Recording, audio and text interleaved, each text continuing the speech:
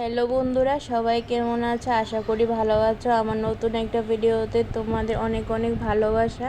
যারা শুটকি দেখে নাক ছেটকাও তারাও আজকে হাত চেটে পুটে খাবে। দেখতে পাচ্ছ ঝিঙে, আলু আর কচু ভালো করে কেটে ধুয়ে নিয়েছি।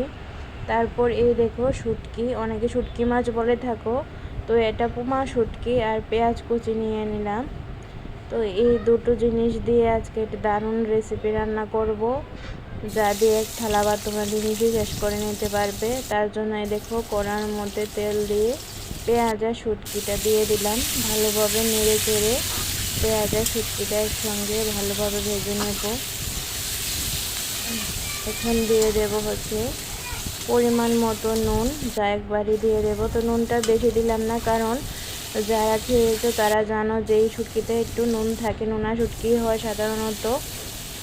তারপর দিয়ে দিলাম হলুদ গুঁড়ো, দিয়ে ভালো করে ভাজার পরে দেখো কেটে রাখা সবজি দিয়ে ভালোভাবে মিশিয়ে নেব।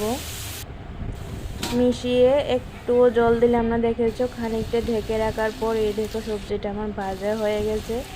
এই অবস্থায় দিয়ে দেব এই দেখো রসুন আর হচ্ছে লঙ্কা বাটা, দিয়ে ভালো করে নাড়াচাড়া করে ঝোল দিয়ে দেব। ঝোলটা এই দেখো ফুটতে শুরু করেছে। তো ঝোলটা ভালো করে ফোটার পর এতে আমি অ্যাড করব হচ্ছে ধনেপাতা কুচি।